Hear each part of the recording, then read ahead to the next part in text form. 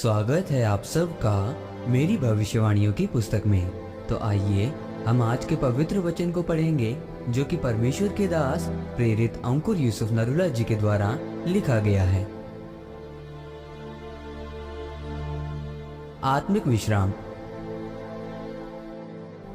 जैसा कि पहला शमूएल अध्याय 30 उसकी 6 आयत में लिखा है, और दाऊद बड़े संकट में पड़ा क्योंकि लोग अपने बेटे बेटियों के कारण बहुत शोकित होकर उस पर पथराव करने की चर्चा कर रहे थे। परंतु दाऊद ने अपने परमेश्वर यहोवा को स्मरण करके हियाव बांधा। मेरे प्रियो, जब दाऊद के दुश्मन दाऊद के लोगों को बंदी बनाकर अपने साथ ले गए थे और दाऊद के अपने लोग उसे पथराव करने की चर्चा करने लगे, तब दाऊद ने यहोवा परमेश्वर को याद करके हियाव बांधा। कैसे याद किया? उसने अपने वचनों के द्वारा याद किया कि चाहे मैं घोर अंधकार से भरी हुई तराई में होकर चलूं, पानी में से होकर चलूं, तो वो मुझे डुबा ना पाएगी, और मैं हानि से न डरूंगा क्योंकि तू मेरे साथ रहता है। यानी उसने परमेश्वर के कामों को याद करके हियाव बांधा और वो बचाया गया। वैसे ही जब आपके जीवन में परीक्षाएं आती हैं, विरोध होता है, या बीमारी आती है, या सताव आता है, तो अगर वो परमेश्वर की ओर से है तो आपको सबसे अधिक परमेश्वर का वचन चाहिए। और जैसे ही आप परमेश्वर के वचन को पढ़ते हैं तो आप ध्यान देते हैं कि आप अंदर से विश्राम को महसूस करते हैं। एक मसीही होने के नाते ये मायने रखता है कि आप अंदर विश्राम में हो।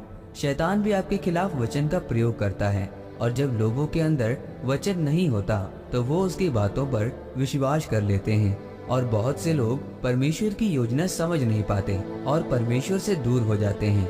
आपको यह बात समझने की जरूरत है, खास करके पास्टर को, जब वो सेवा में होते हैं, अलग अलग तरह की परीक्षाओं में से, सताव में से गुजरते हैं, तो उन्हें एक ही चीज चाहिए, वो है परमेश्वर का वचन। ऐसा करके आप विश्राम में जाते हैं, और जब ये विश्राम आपके जीवन में या आत्मा में नहीं जाता है तो बाइबल कहती है कि आप बड़े बड़े काम नहीं कर सकते हैं।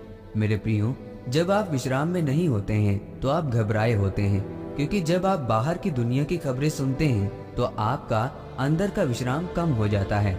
और जिस दिन आपका विश्राम खत्म हो जाता है, परमेश्वर आपको इस्तेमाल तो करता है, लेकिन बड़े कामों के लिए वो आपको इस्तेमाल नहीं करता, क्योंकि परमेश्वर आपको बड़े कामों के लिए इस्तेमाल करने के लिए विश्राम में देखना चाहता है।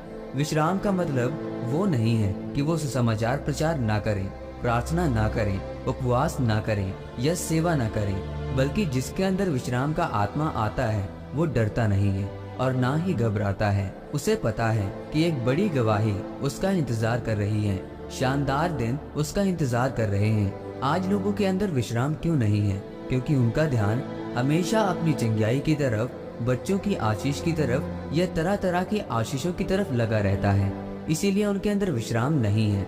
आज अगर आप भी परमेश्वर से आशीषों को चाहते हैं और बड़े बड़े कामों को करना चाहते हैं तो आपको अपने आप को विश्राम में रखना होगा।